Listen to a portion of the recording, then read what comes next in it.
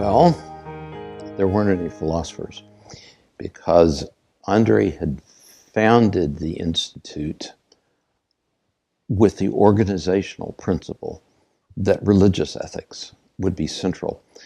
He wanted to have Muslim scholars, Jewish scholars, Protestant scholars, and Catholic scholars in conversation. That was the ideal. So he was trying to orient things in that way.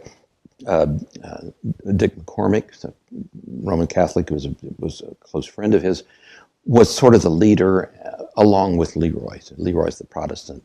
Andre is the, Dick McCormick is the Catholic scholar.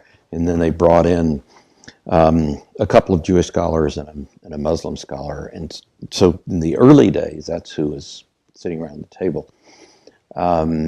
Then Leon Cass, of course, who was Jewish, was brought in, and Roy Branson, who was a rather different breed of Protestant, was brought in. Then Tris Engelhardt was brought in. Nobody was clear what Tris Engelhardt was, but somehow he seemed like the right person to hire at the time.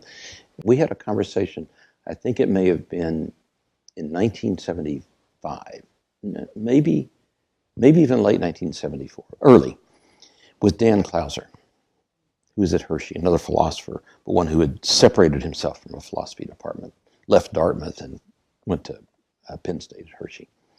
So Clauser and his group came down, and so we're all citizens of the Kennedy Institute, we're all sitting around, and the conversation went something like this: "What are you guys doing?"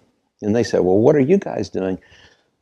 There was no bioethics organization. Nobody knew what anybody was doing. We didn't know what was going on at Case Western Reserve at all, even though it had been going on actually longer than either of us, a little bit longer than either of us. There was just no way to transmit bioethics knowledge, and there was very little that was published by people like us. That's what makes the early days sort of interesting.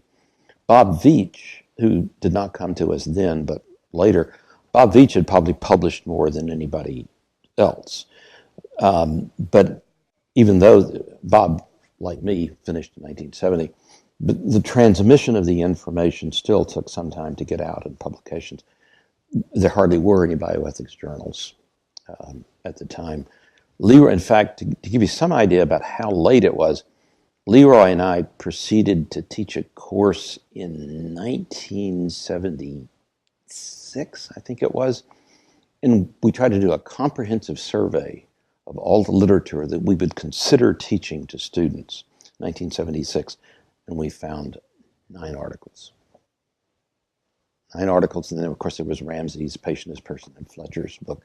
I don't think we would teach Fletcher's book, but that's how primitive the transmission of information and the available information was, which I think people don't really understand now that we have thousands and thousands of articles, sometimes thousands of articles on a single subject in bioethics.